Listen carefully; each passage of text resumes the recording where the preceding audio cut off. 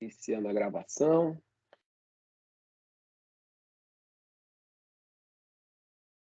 Muito bem, vamos então ao nosso encontro de hoje. Nós tínhamos iniciado na semana passada ah,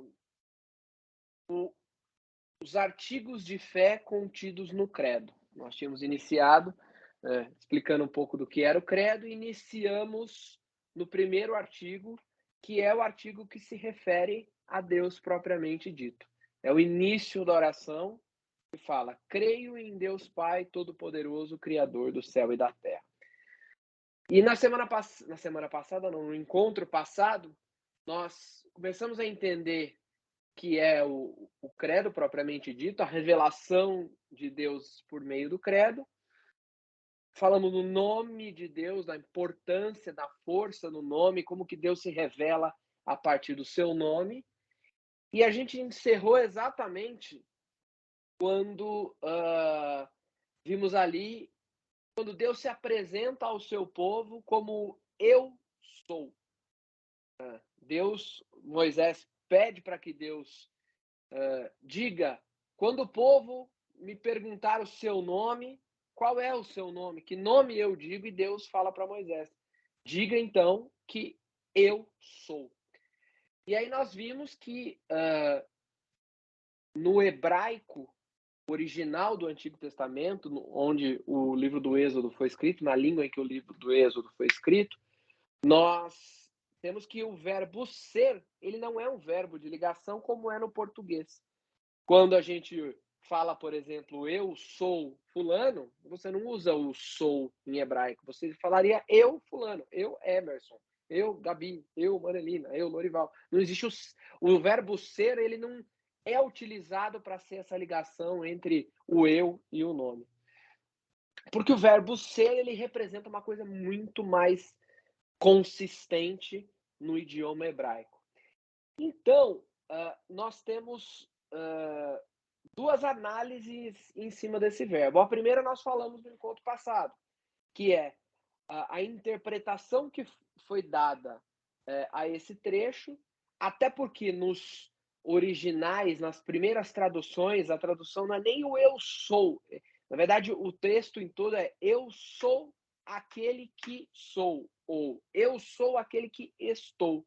Então, a primeira interpretação que foi dada e admitida, evidentemente, aquela mais aceita, vamos dizer assim, é que Deus ali revela a sua presença frequente. Porque até ali, a forma como a humanidade se relacionava com Deus ou com os deuses antes do monoteísmo no povo hebraico, no povo de Deus, o Deus era uma entidade que ficava muito distante. E aí o homem falava o nome de Deus para chamar Deus, e ele vinha e se apresentava ao povo, resolvia o problema do povo, atendia a oração do povo. Então esse foi o entendimento. Quando Deus diz eu sou aquele que estou, é Deus dizendo eu não estou lá, eu estou aqui com vocês. Mas na Idade Média a gente tem uma outra forma de enxergar, uma outra forma de interpretar esse trecho. E essa outra forma de interpretar desse trecho, ela vem com Santo Tomás de Aquino. Um dia, se Deus quiser, a gente vai trazer aqui mais sobre Santo Tomás de Aquino e vamos, de repente, fazer um estudo de alguns encontros sobre Santo Tomás de Aquino, porque além de ser um grande santo da igreja, além de ser um doutor da igreja, São Tomás de Aquino é um grandíssimo, respeitabilíssimo filósofo. Não só entre os cristãos, sobretudo os católicos, mas é respeitado, de certa forma, por toda a comunidade filosófica. São Tomás de Aquino foi um grande filósofo, mas, além disso, foi alguém que se dedicou muito à interpretação das Sagradas Escrituras. Então, São Tomás de Aquino, ele faz uma interpretação com relação a esse texto que é bastante interessante, que é o seguinte: segundo São Tomás de Aquino, esse ser e Deus fala no eu sou, não é só o estou no sentido de presença, mas é um eu sou que revela a plenitude do ser. É Deus revelando que, na verdade, São Tomás enxerga nisso aí que nós estamos diante de uma grande revelação que Deus nos traz. É Deus revelando que Deus é o ser. E aí é uma coisa muito complexa que a gente nem compensa a gente aprofundar aqui, porque é uma discussão filosófica. Existe uma disciplina dentro da filosofia chamada ontologia, que discute o ser, a existência do ser, a plenitude do ser, o ser como origem de tudo, o ser como aquele que sustenta tudo. É bastante complexo, bastante difícil, não vamos entrar nisso. Mas, de uma forma muito rápida, aquilo que São Tomás de Aquino coloca, partindo dessa visão filosófica, ele está querendo dizer o seguinte: Deus está se revelando como ele é o único ser de verdade. Ele é o ser e todas as outras coisas não são. Fica mais complexo ainda falar desse jeito. Mas o que significa isso? Significa que Deus é aquele que suporta toda a criação. Toda a criação existe porque ela é suportada por um ser apenas, que é Deus. Então nós, seres humanos, os animais, a natureza, a pedra, as árvores, seja lá o que for, ela só existe porque ela é suportada por Deus. O que quer dizer suportada? Amparada, alicerçada, segurada. Por exemplo, se Deus pudesse dormir, Deus não pode dormir, mas se Deus pudesse dormir, no instante em que ele adormecesse, tudo deixaria de existir. Por quê? Porque quando Deus dorme, ele deixa de suportar toda a criação. Ou, se Deus morresse, Deus também não pode morrer, mas se ele pudesse morrer, tudo morreria junto. Que significa que todos nós, de alguma forma, estamos ligados diretamente a Deus, que é o ser. Então, nós só existimos porque Deus existe. Se Deus fechasse os olhos, nós deixaríamos de existir automaticamente. Então, é isso que Santo Tomás de Aquino entende quando Deus fala eu sou. Ele entende... Boa noite, seu Jaime. Ele entende que Deus está querendo dizer o seguinte: toda a criação está suportada em mim. Toda a criação está ligada a mim. Se eu fechar os olhos, se eu dormir, se eu deixar de existir, tudo deixa de existir. E aí essa compreensão nos dá uma dimensão muito mais interessante e muito mais real da nossa insignificância perante a Deus. A gente sabe que Deus é muito maior que a gente. A gente sabe que nós somos infinitamente insignificantes diante de Deus. Mas quando a gente olha a nossa insignificância sob a luz dessa interpretação de Santo Tomás de Aquino, a gente vê que isso é muito mais sério do que a gente imagina. E aí nós pensamos nos ateus. Na verdade, até existe uma corrente de estudo teológica que diz que ateu, por excelência, não existe. Ele é só alguém que cria um Deus que ele tenta deixar longe de Deus ou outro Deus. Mas o ateu, por essência, ele pode até falar que ele não acredita em Deus, mas é uma coisa que, na essência, é impossível de existir, porque nós somos oriundos de Deus. Então não tem como a gente não acreditar em Deus. A gente pode dar outro nome, dar outro significado, dar outra expressão, dar outro entendimento, mas sempre vai ter alguma coisa que é onde nós estamos ligados, que é Deus. Agora, se a gente tentar colocar isso de uma forma mais prática, tentar metrificar a nossa insignificância perante Deus, tem um exercício legal de fazer que é o seguinte: vamos pensar, fazer força de raciocínio. Vamos pensar em cada um de nós como enquanto ser humano, dentro de uma cidade. Então, eu aqui em Cotia, a Gabi em Barueri, o pessoal de Londrina. Pensa em vocês na cidade inteira. Olha o tamanho, olha o quão pouco, olha o quão pequeno, olha o quão insignificante nós somos dentro de uma cidade inteira. Se a gente extrapolar isso da cidade para o país, pensa no seu tamanho dentro dos 8 milhões de quilômetros quadrados do Brasil. Olha o quão pequeno nós somos. Então vamos extrapolar mais ainda. Pensa a nossa insignificância, a nossa pequenez dentro do planeta Terra. Nada. Só que o planeta Terra está dentro de uma galáxia. Nesta galáxia, o planeta Terra, ele está próximo do Sol. A gente vê o Sol, esse ser muito maior que a Terra, né? Essa estrela muito maior que a Terra. Só que estrelas iguais ao Sol, dentro da nossa galáxia, existem bilhões de estrelas. E boa parte delas muito maiores que o Sol, inclusive. Então, pausa. Nós somos nada dentro de uma cidade, que é nada dentro de um país, que é nada dentro do planeta, que é nada dentro da galáxia. Olha como a gente ficou pequeno. Só que galáxias igual à Via Láctea também existem bilhões. Deu para compreender quão nada nós somos dentro do universo? Dá para ter uma noção, né? Então, pois bem, o universo inteiro perante Deus é nada. O universo inteiro, esse negócio gigantesco de bilhões de galáxias, ele é nada perante Deus. Só assim a gente é difícil a mente chega a dar um nó, né? De tentar imaginar essa distância de tamanho. Mas é uma ideia básica para a gente começar a perceber o quanto a gente é nada perante Deus. E o quanto não faz sentido quando nós queremos ser Deus. Quando nós queremos desafiar Deus. Quando nós queremos ser mais Deus do que Deus ou conhecer as coisas mais do que Deus.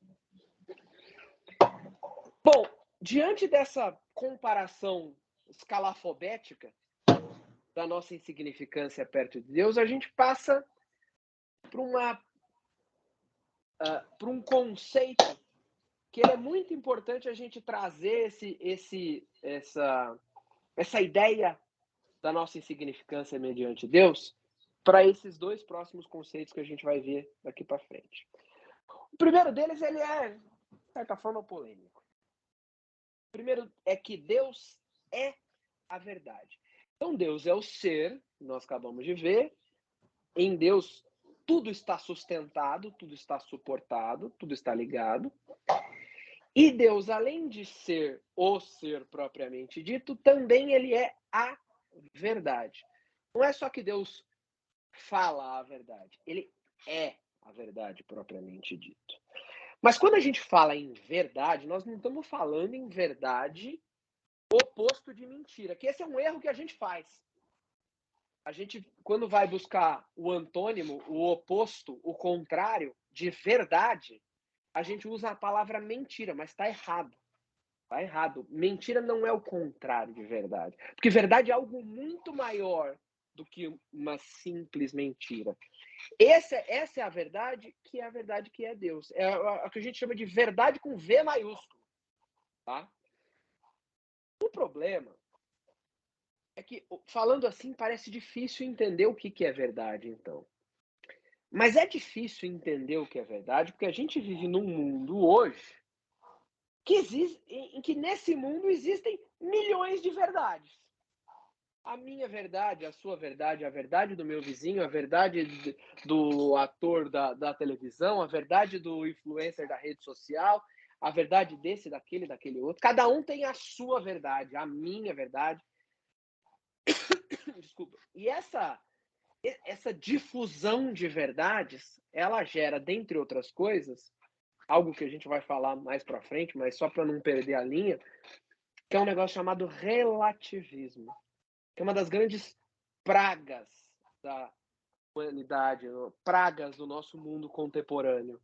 O relativismo é aquele que prega que tudo está certo. Existe a minha verdade e a sua verdade. Ah, dependendo do jeito que olha, não. É o meu jeito de pensar e o seu jeito de pensar. Podem existir opiniões? Claro. Se a gente vir um quadro, se a gente vir um quadro, eu posso achar ele bonito, você pode achar ele feio. É uma opinião. Agora, verdade, não existe opinião. Com relação ao que é verdade, não existe várias visões da mesma verdade. E o que o mundo prega hoje, não. Tá tudo certo, eu posso pensar de um jeito, você pode pensar de outro, eu posso ter a minha verdade, você pode ter a sua verdade, tá tudo certo. Mas, gente, não existe. Só existe uma verdade que é Deus.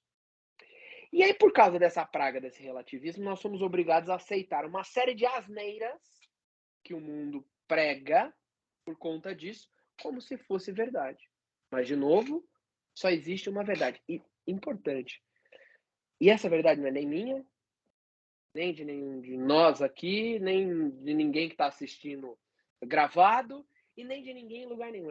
Essa verdade só existe uma, que é a verdade de Deus.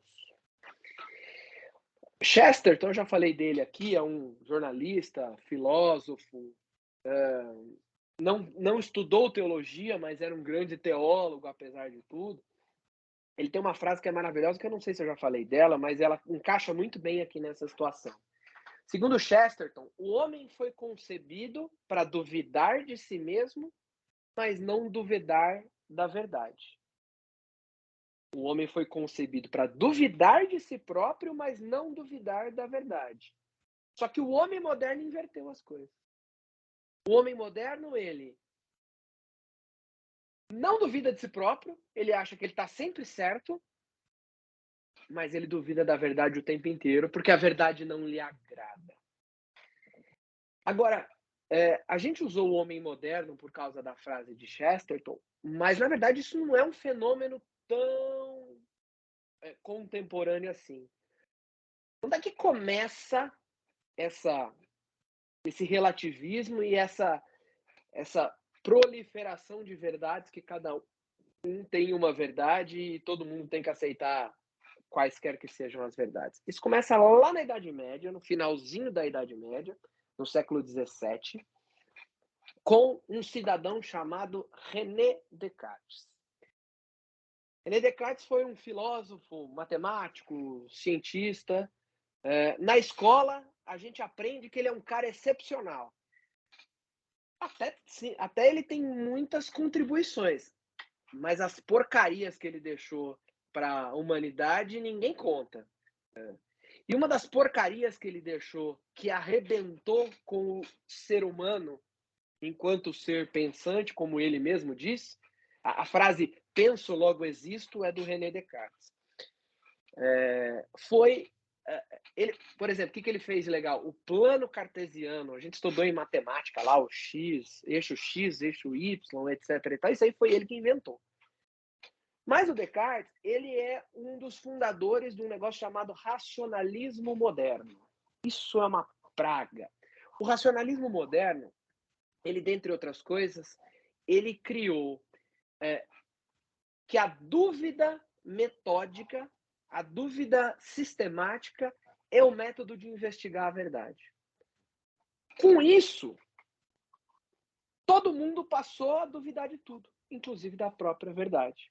E quando todo mundo passa a duvidar de tudo, inclusive da própria verdade, a gente se distancia da verdade.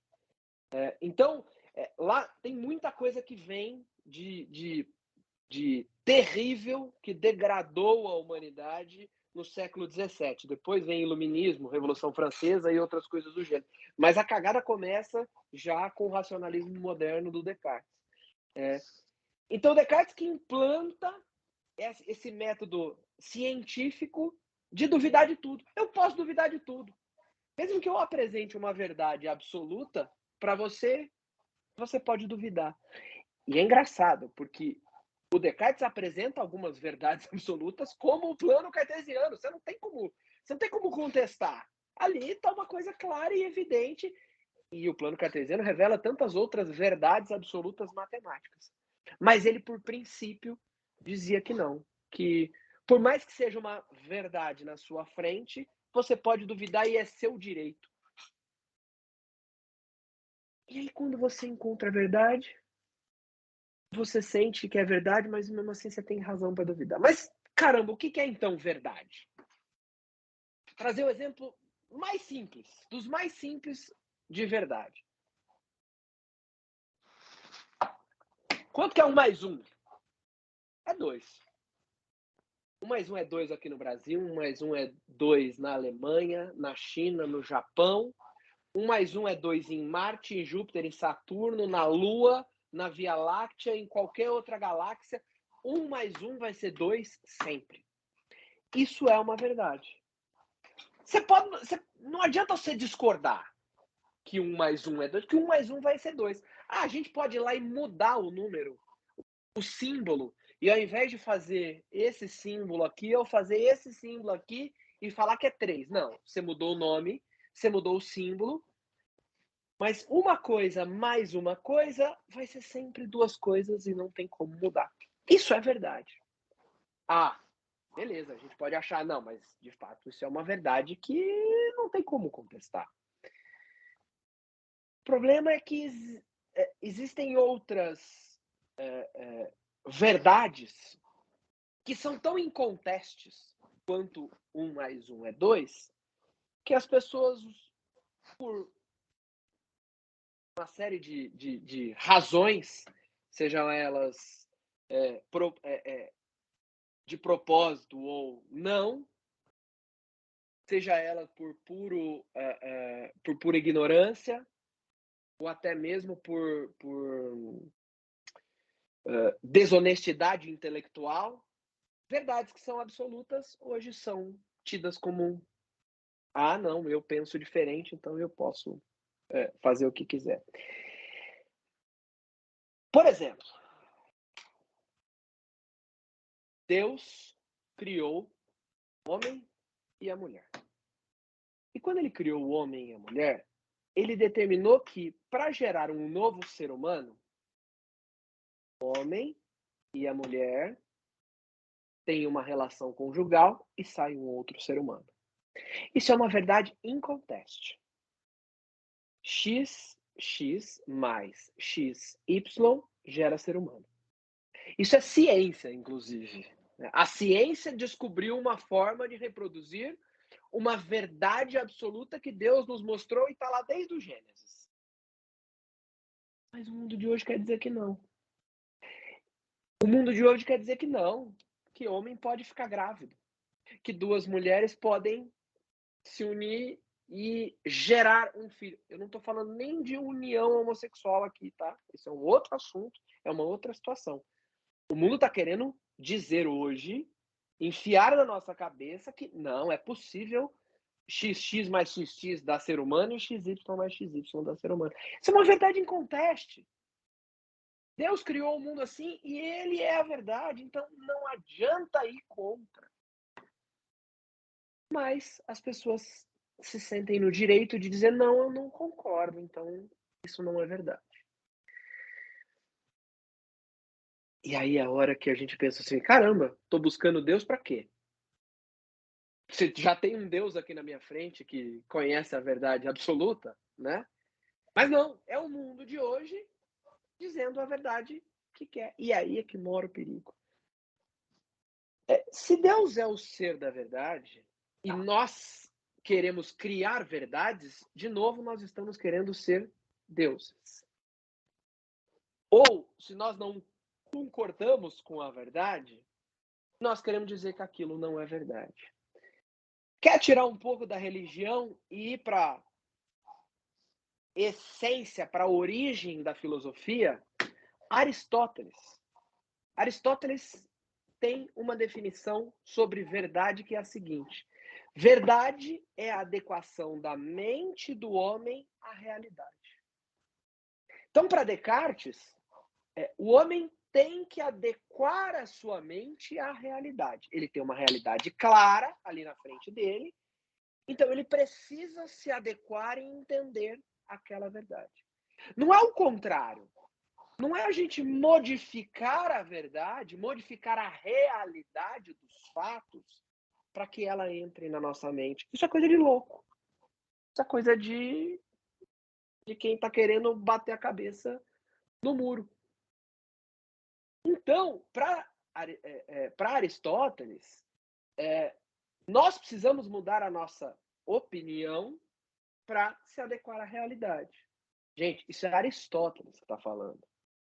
De novo, a gente traz aqui a filosofia antiga e clássica para mostrar que a origem do pensamento é muito diferente do que o que a gente tem hoje. E esse mudar a opinião para se adequar à realidade, nós encontramos na Sagrada Escritura de um outro jeito. É o que São Paulo chama de metanoia. Quando a gente está na Quaresma, a gente fala muito de conversão, mudança. A palavra que dá origem ao termo conversão é o que São Paulo escreve na Sagrada Escritura como metanoia, transformação. Então é assim que o ser humano normal age. Ele vê uma realidade. Se ele não entende essa realidade, ele tem que mudar a sua cabeça para se adequar à realidade. Ele tem que buscar e se aprofundar em entender esta verdade e esta realidade. Não o contrário. E uma coisa está intimamente ligada à outra. O querer dar de ombros para a verdade porque eu não concordo é a mesma origem de querer ser Deus. Agora tem uma coisa, com Deus é o contrário. Se nós temos que nos adequar à verdade, é a verdade que se adequa a Deus, porque Ele é a verdade. Porque Deus é a verdade. É a realidade que se adequa ao pensamento de Deus. Porque se Deus é a verdade com um V maiúsculo, a realidade se adequa a Ele. Então, pensa num diagrama. Nós temos que nos adequar à realidade porque a realidade se adequa a Deus. Então, significa que o nosso trajeto enquanto ser humano, na direção de Deus, é buscar a verdade de Deus. Só que para nós buscarmos a verdade de Deus, nós vamos buscar a verdade que temos aqui no nosso mundo, mas não a verdade do mundo, aquilo que é realidade inconteste. E só assim a gente vai estar em sintonia com a mente de Deus. Quer outro exemplo? Só tem uma mãe aqui nesse momento, né? Então ficou meio difícil fazer a pergunta que eu vou fazer, mas vamos lá, né? Até porque a outra mãe que poderia estar aqui está botando o filho dela para dormir, então vamos lá. Mamãe Manelina, esquece que eu sou seu filho por um segundo, tá? Qual foi o maior amor, o maior sentimento de amor, a maior sensação de amor, a maior percepção de amor que você já vivenciou na sua vida? Nossa.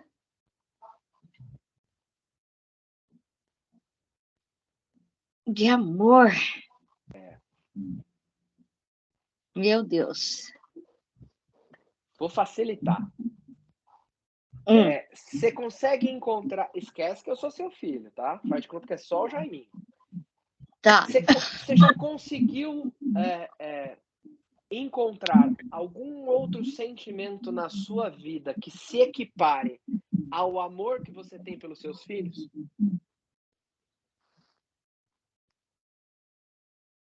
Pelo meu neto. É só por derivação. Continuamos na mesma. Olha só que coisa. E 100% das mães que nós perguntássemos isso, a resposta seria exatamente a mesma. O amor de mãe, você conversa com qualquer mãe, ela diz que é o maior sentimento, que o homem, inclusive, não sabe o que é. O homem não tem como viver. Nós, homens, não temos como raciocinar que é sair uma vida de dentro da gente e essa vida florescer. Pois bem. Deus, sim, então... Oi? Eu ia falar que a gente não tem nem noção de que você pode morrer ali. E não dá para descrever. E não dá para explicar. Sim, Pois bem. sem palavras. Obrigado pela sua participação. Bom, isso aí, assim, é só uma checagem, mas é óbvio. Perguntar se tivesse a tia Rose aqui, ela ia falar a mesma coisa. Se tivesse a Lucilene aqui, está convidada, inclusive, falaria a mesma coisa. Qualquer mãe. Esse é o maior sentimento que a gente, que é pai, consegue imaginar, porque é um troço meio parecido, mas não consegue ter a exatidão, porque não é da gente que sai. Pois bem, Deus seleciona a mulher, não o homem, e dá a ela a coisa mais milagrosa que existe na existência. A coisa mais milagrosa que existe na humanidade. Provavelmente, e quase que com certeza, aquilo que chega mais perto do que é o amor dele, do que é o amor que une a Santíssima Trindade, Deus Pai, Deus Filho e Deus Espírito Santo. O amor perfeito. É esse amor da mulher, da mãe para o filho. E o que a sociedade fala hoje sobre isso? A gente vê a sociedade desestimulando a maternidade. O que a sociedade planta na cabeça das mulheres hoje? Vocês nunca ouviram isso. Ser mãe é um fardo. Ser mãe é uma complicação. Não pode colocar filho nesse mundo de hoje. Não, ser mãe não vale a pena. Não, a mulher tem que pensar na vida profissional dela. Não estou dizendo que ela não tem que pensar na vida profissional dela. O que eu estou dizendo é que Deus, talvez a maior dádiva que Deus nos deixou depois da própria vida de cada um, é a dádiva de poder criar uma outra vida, de gerar uma outra vida e de sentir um amor que é incomensurável e que o ser masculino, o XY, não vai nunca saber o que é. Isso é uma verdade. Ele nunca vai saber o que é. Aí a sociedade desestimula isso, dizendo que é um fardo. Pombas! Somos nós, enquanto humanidade, querendo tirar das mulheres o presente que Deus deixou para um ser humano. Por quê? Porque a sociedade acha que ela tem a verdade. Eu tenho a verdade, e a verdade é que é um fardo ter filho. Não. A verdade é o que Deus nos deixou, que não existe nada mais maravilhoso do que ter um filho. Entendem como uma verdade que é absoluta, que é inconteste, porque é uma verdade que vem de Deus, ela pode ser transformada. Ah, não, é a sua opinião. A minha opinião é que ter filho é um fardo. Vai cagar no mato. Não tem opinião com relação a isso. Porque é uma verdade absoluta. Se você não está enxergando a verdade, o azar é seu. Mas é uma verdade. Esse é o ponto. Esse é o ponto que eu quero chegar. Então, assim, vamos para um último exemplo, menos polêmico. Para se formar uma molécula de água, você precisa de 2 átomos de hidrogênio e 1 de oxigênio. H2O. Isso é uma verdade absoluta que Deus deixou na natureza, tanto quanto só se faz ser humano com XX mais XY, tanto quanto o maior amor que alguém pode sentir é o amor de mãe. É uma verdade igual, porque é uma verdade que vem de Deus, inconteste e verdade por essência, verdade ontológica que a filosofia fala. Não tem como mudar. O ser humano pode passar a eternidade tentando mudar essa verdade, que ele não vai mudar essa verdade, porque é uma verdade que vem de Deus. Só que a humanidade quer fazer as coisas do seu jeito. E nós estamos invertendo essa lógica, como Chesterton fala. E aí, assim, para encerrar o tema verdade, com uma frase de Santo Agostinho de Hipona. Os que não querem ser vencidos pela verdade serão vencidos pelo erro. Ou seja, você pode não concordar. Você pode achar que não é verdade. É você que não enxergou a verdade. Então, se você não quer ser vencido pela verdade, você vai ser vencido pelo erro.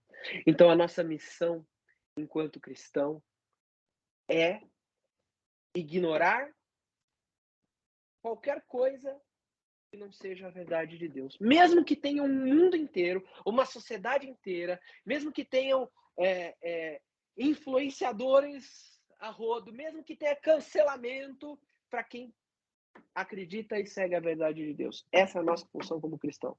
É seguir a verdade de Deus. Até porque é o seguinte, o que nos difere dos animais? A nossa inteligência. Como é que nós enxergamos essa inteligência presente no ser humano e ausente nos animais? Os animais são programados no seguinte formato: foge da dor, busca o prazer. Animal só funciona desse jeito. Se um animalzinho descobrir que é o boi que bate na cerca elétrica e toma um choque, ele não volta lá. Porque ele descobre que aquilo é dor, então ele foge da dor. Se ele encontra um sorgo bem gostoso ali na coxia dele, ele come, sente prazer, então ele vai sempre diante disso. Isso é um animal. Sempre ele vai fugir da dor, sempre ele vai buscar o prazer. Nós, seres humanos, enquanto animais também, nós temos essa mesma inclinação de fugir da dor e buscar o prazer. Isso pode parecer a coisa mais óbvia. Todo mundo deve estar pensando assim, mas é óbvio, eu também quero fugir da dor para buscar o prazer. Acontece que nós temos um negócio chamado inteligência, que vem a partir da alma que Deus colocou no nosso corpo. Eu detestava tomar bezetacil quando era criança. Mas hoje eu sei que eu preciso aplicar a bezetacil no meu filho. Por mais que isso vá gerar dor, se for necessário. Ou vou aplicar em mim, se eu tiver bastante doente, precisando de uma injeção de uma bezetacil. Eu vou estar fugindo da dor? Não, eu vou estar indo em encontro à dor. Eu vou estar buscando prazer? Não, eu vou estar fazendo o contrário. Só o ser humano sabe discernir isso. Então é essa inteligência que nós temos que usar. É a inteligência aliada ao outro ponto, que é a presença do Espírito Santo, ou seja, a ajuda de Deus para buscar a verdade. É só assim que a gente consegue encontrar a verdade, porque por nós mesmos nós também não conseguimos encontrar a verdade. Sem a presença de Deus em nós, nos auxiliando, nem a verdade a gente consegue descobrir. E aí a gente talvez entenda por que muitos atores da nossa sociedade não encontram nunca a verdade. Porque eles não buscam a presença de Deus para entender essa verdade. Alguma dúvida até aí? Algum questionamento? Alguma discordância? Então vamos seguir para uma outra definição de Deus, mais leve. Deus é amor. E aí é um negócio interessante, parece óbvio para a gente hoje. Deus é amor. Mas se a gente pensar na revelação de Deus ao longo da história da humanidade, nem sempre foi assim. Quando a gente olha o Antigo Testamento, a gente praticamente não encontra isso. Deus é amor é uma revelação do Novo Testamento. Mas no Antigo Testamento, Deus já preparava seu povo para entender isso. Quando é a primeira amostra que nós temos isso? Primeiro, Deus mostra que ele ama seu povo, mas ele não exige um amor de volta. Não existia na sociedade antiga o entendimento de que nós deveríamos amar a Deus. Nós temos esse entendimento. Não conseguimos, mas temos o entendimento. Se a gente pensar no povo escolhido, liderado por Moisés, que saiu do Egito e foi em busca da Terra Prometida, não existia isso. Não existia esse entendimento. Qual é o primeiro mandamento? O primeiro mandamento, se nós olharmos no Êxodo, não está escrito amar a Deus sobre todas as coisas. O amar a Deus sobre todas as coisas é um entendimento que vem depois, a partir de Deuteronômio, a partir do deuteronomista, ou seja, quem escreveu o livro do Deuteronômio, provavelmente depois do exílio da Babilônia, que foi mais ou menos nessa época que isso foi encontrado. Mas o Êxodo, que é escrito bem antes, o primeiro mandamento, se a gente for lá ler, está escrito que, assim, eu sou o Senhor teu Deus que te tirou do Egito, da casa da escravidão. É isso que está escrito.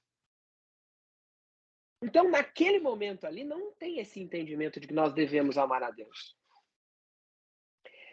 Tinha adorar, é diferente.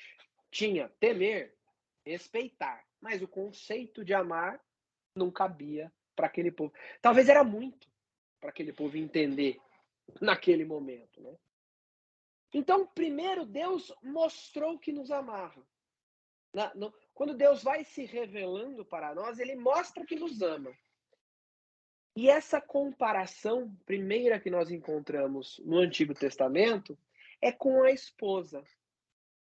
Deus nos ama como o marido ama a esposa. Só que Deus faz uma comparação bastante interessante.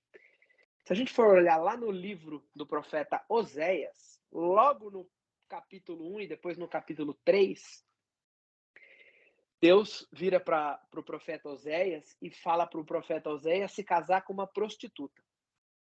Sim, Deus faz isso. Vocês estão duvidando de mim, vocês podem olhar lá depois no capítulo 1 e no capítulo 3. Deus manda Oséias casar com uma prostituta.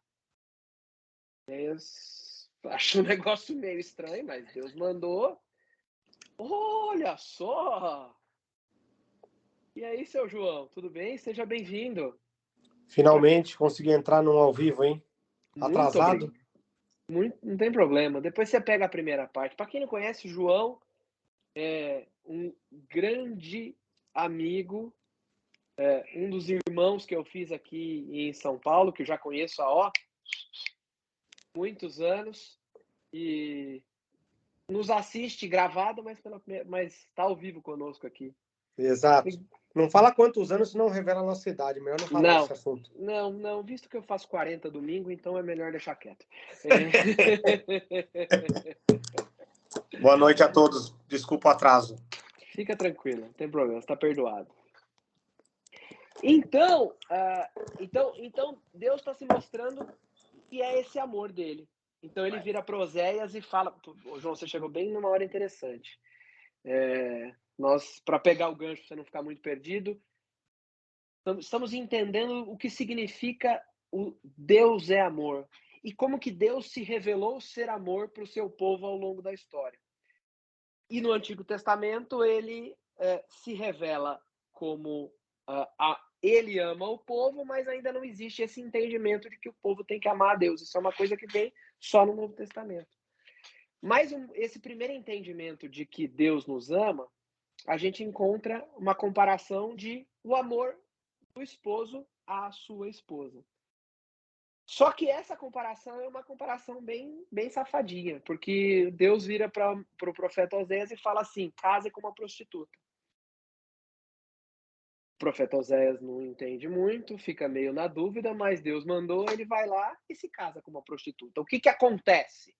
Evidentemente, a prostituta trai Oséias. E ela começa a ter filho um atrás do outro. Nenhum deles era de Oséias, inclusive. E aí Oséias vira para Deus e fala o seguinte: pô, Deus, você manda eu casar com uma prostituta, mas olha aqui o que aconteceu. Ela me trai o tempo todo. E aí Deus fala: é exatamente assim que eu me sinto. O meu amor para com o meu povo é o mesmo amor de um esposo para com uma esposa infiel. Mas é um amor que persiste. Mesmo o meu povo sendo infiel, eu continuo amando. Em que momento isso acontece? Isso acontece no momento da história, da constituição do povo de Deus, que o povo de Deus já está dividido em 12 tribos, já está na Terra Prometida, só que nesse momento começa a ter uma série de idolatrias nas várias tribos. Então o povo escolhido por Deus para ensinar à humanidade que existe um só Deus, ele começa a fazer ídolos. Vários e vários e vários ídolos e várias traições a Deus. Então Deus vem e se apresenta e fala assim, olha como é que está acontecendo. Eu amo o meu povo, mas o meu povo é uma esposa infiel. Mas eu continuarei amando mesmo assim. Aí nós temos um pitadinha ainda, o próprio profeta Oséias traz também uma outra demonstração como Deus mostra nos amar, que é o amor de pai. Mas, atenção, nesse momento, é Deus mostrando que nos ama com amor de pai, mas ainda não é Deus se revelando como nosso pai. Isso nós estamos no Antigo Testamento. Depois, no livro de Isaías, Deus vai se revelar como, Deus vai dizer que nos ama como o amor de mãe. Olha que nós falamos agora há pouco sobre a questão da verdade, do amor que uma mãe tem pelo filho. Então, Deus mostra que o amor que ele tem pelo seu povo é como um amor de mãe. É um amor incondicional. É um amor incondicional. Mas veja que Deus, ele não sai falando de uma hora para outra para a humanidade o tamanho do amor que ele tem a nós. Ele vai aos pouquinhos, porque a humanidade não tem discernimento ao longo da história, 1200, 1100, 800, 600 anos antes de Cristo, de entender. Não nos esqueçamos que nós estamos vindo de uma longa história de culturas politeístas. E o monoteísmo, o entendimento de que Deus não é vários, mas é um só, vem de 1800 a.C. para cá. Então, a cultura desse povo de gerações era de ter vários deuses. E quando outros povos vão se agregando ao povo de Deus, ao povo de Israel, eles também vão trazendo essa cultura politeísta. Então, Deus vai trazer, não, uma coisa só. E por que o amor? Porque, de novo, lembra que a gente falou no encontro passado, no comecinho desse encontro? Como é que o homem enxergava Deus? Era aquele ser supremo lá longe no Olimpo, onde ele pedia encarecidamente, a divindade vinha, atendia e voltava. Não era um amor, era só um favor. Então o povo não entendia Deus como alguém que ama. Entendia Deus como alguém que faz um favor, porque ele é talvez muito caridoso. E só. Então Deus vai se mostrando. Enfim, com o Novo Testamento, com uma das maiores, ou melhor, com a maior prova de amor que Deus nos concede, vem uma nova grande revelação. A maior prova de amor que Deus nos concede é quando ele se encarna, quando ele envia o seu próprio e único filho para morrer por nós. E este Filho de Deus encarnado, Jesus, a segunda pessoa da Santíssima Trindade, que se fez homem, vem e traz a definição correta. Não é nem que Deus nos ama só, não é nem que Deus nos ama como um amor para uma esposa, ou como o amor de pai, ou como o amor de mãe. É que Deus é amor. E aí a gente vê como a pedagogia de Deus é perfeita. Porque se Deus chega para Abraão, lá em 1800 a.C., e vira para Abraão, eu sou amor, Abraão ia falar assim, não, sou guerra. É guerra, se eu não guerrear, eu morro de fome. Nós temos que guerrear, matar o inimigo. Não vem com essa de amor. Ninguém ia gostar desse Deus. Então, a pedagogia de Deus é perfeita. Ele foi ao longo da história, aos poucos se mostrando, até que na plenitude dos tempos, no ápice na vinda de Cristo, ele se revela como sendo o amor. Então, quando nós temos um amor legítimo, o amor de verdade, com V maiúsculo, como o amor de uma mãe para o seu filho. Quando a gente tem esse sentimento, que nós estamos tendo nesse momento e realizando nesse momento é deixando sair de dentro de nós aquela presença de Deus que nós temos aqui. Então, quando a gente pensar em usar a palavra amor da próxima vez, vamos pensar, eu estou colocando Deus para fora de dentro de mim e direcionando para essa outra pessoa? Se sim, é amor. Se não, não é amor, porque Deus é amor. Agora, vamos ler aqui, só para a gente fechar. Eita, quem é que colocou em modo em conferência de novo? Eu só consegui ler a letra labial da dona Manolina, dessa vez não fui eu. Que beleza, vamos ter que terminar assim. Que maravilha.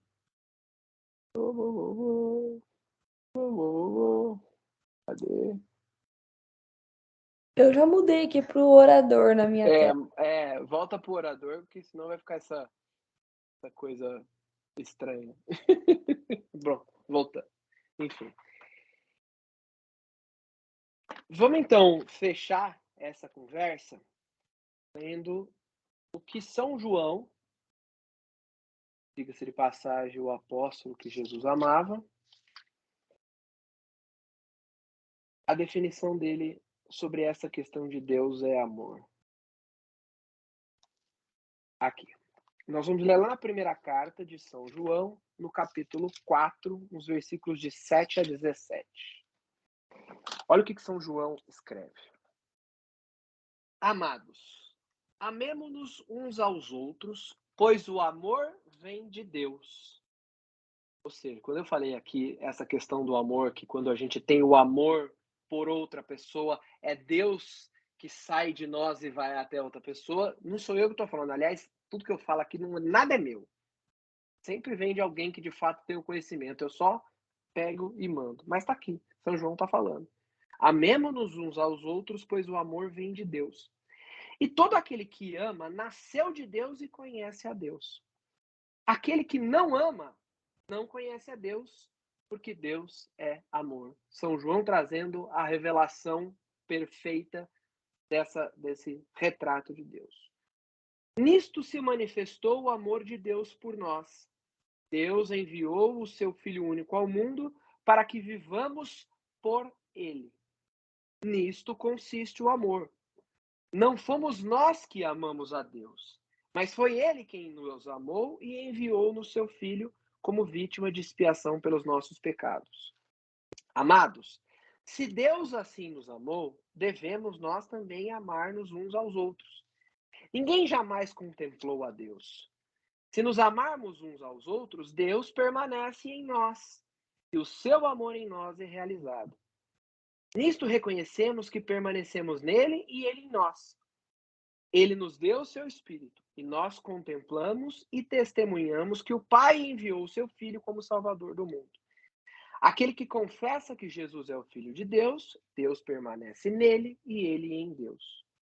E nós temos conhecido o amor de Deus por nós e nele cremos. Deus é amor.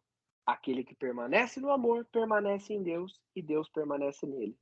Nisto consiste a perfeição do amor em nós, que tenhamos plena confiança no dia do julgamento, porque tal como ele é, também nós somos neste mundo. Esse trecho ele resume, ele encerra, ele fecha o que a gente viu hoje. Porque aqui, de trás para frente, nós entendemos de fato o que é o amor de Deus.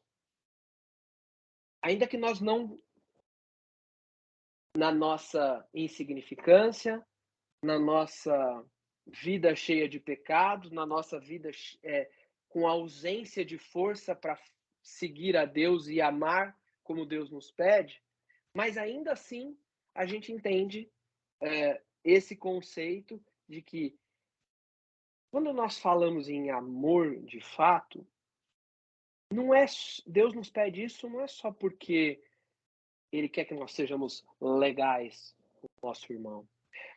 Porque essa é a forma de nós anteciparmos, pelo menos, ainda que de forma incipiente, essa relação de Deus quer ter com nós. Só que o amor que nós entendemos aqui é o amor de verdade. Nós falamos na primeira parte do encontro. Não é um amor que o mundo prega. Não é um amor que a gente vê hoje dito em verso e prosa na sociedade, nas redes sociais, nas novelas, seja lá onde for. É um amor que vem de Deus de verdade. Só que o mundo quer fazer com que o amor que vem de Deus seja diferente. Então é o seguinte, para a gente fechar e já fazer o link com o que a gente vai falar semana que vem. Se nós, como cristãos, queremos um dia viver a graça de sentir de forma mais plena esse amor de Deus unido na Santíssima Trindade, de encontrarmos a salvação e de já fazermos aqui o que é o plano de Deus, só conseguiremos isso conhecendo o que é a verdade dele.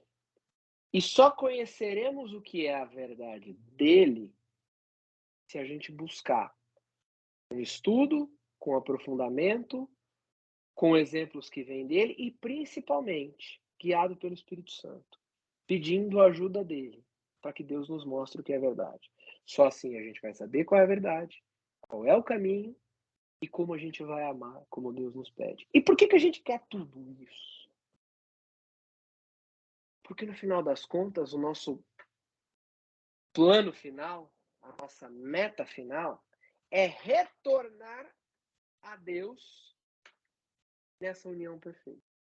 Essa união perfeita de Deus é a união entre o Pai, o Filho e o Espírito Santo, que é o que representa a Santíssima Trindade.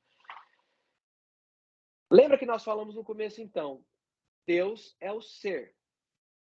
Deus é aquilo que sustenta tudo. Se Deus não existisse, nós não existíssemos. Se Deus fechar os olhos, nós deixamos de existir.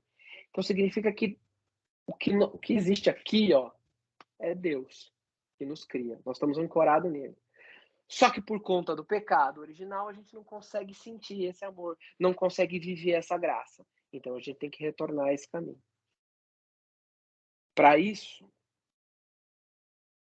faz-se absolutamente necessário que nós entendamos, então, o que ele quer de nós. Para isso a gente precisa conhecer ele, para isso a gente precisa conhecer como Deus se revela, e para isso a gente precisa entender as formas como Deus age na nossa vida. E ele age em 3 pessoas. Pai Criador, como Filho Redentor e como Espírito Santo que nos guia e nos ilumina. Caramba! Deus é um ou Deus é 3? Jesus é Deus, o Espírito Santo também é Deus, mas se eles são deuses, Deus é 3 ou Deus é 1? Como é que pode ter 3 deuses em um só? É Deus que tira uma máscara e bota outra. Agora eu sou Jesus, aí eu tiro uma máscara e coloco outra, agora eu sou o Espírito Santo. Talvez essa seja uma das... Talvez não. É com certeza a verdade de Deus, das revelações de Deus, a mais difícil de conceber, que é o que a gente chama de Santíssima Trindade. E a gente vai ver no próximo encontro que todo mundo que é cristão acredita na Santíssima Trindade. Mesmo que talvez não goste desse nome. Nós vamos encontrar em algumas denominações cristãs uma rejeição à Santíssima Trindade. Mas é só o nome. O entendimento vai ser o mesmo sempre. Ou muito próximo disso.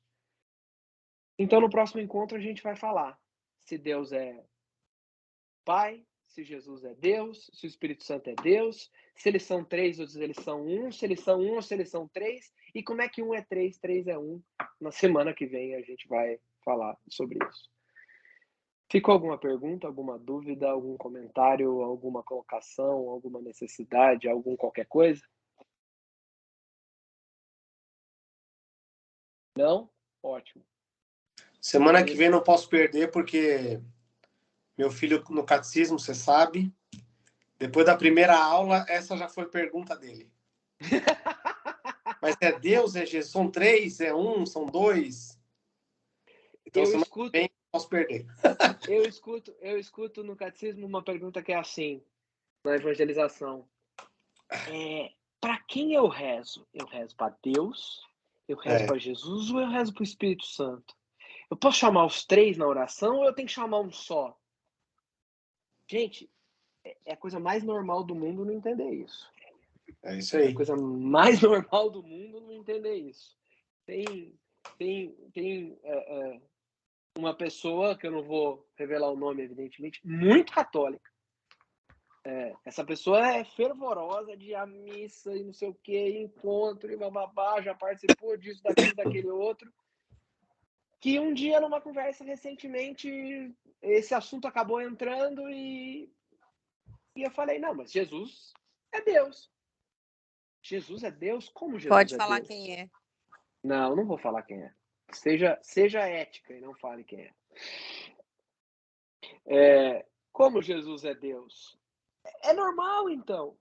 E eu acho que eu gosto desse exemplo porque não tem nenhum demérito em ter dificuldade em entender isso. Pelo contrário, é uma grande mostra da necessidade que a gente tem de estudar a nossa fé, de aprofundar na nossa fé, porque se a gente for à missa no domingo, que vai estar lá 100, 200, 300 pessoas dentro da igreja, muita gente não vai saber explicar, ou talvez nem entenda. E entender exatamente como é que essa tríade una funciona é vital para entender como Deus age na nossa vida. Por que Deus age assim? Eu não me aguento, né? Eu tenho que, já falar o que eu acho que é. Fala, eu só vou responder semana que vem mesmo, não tem problema. Eu acho que, enfim, Espírito Santo é Deus em nós.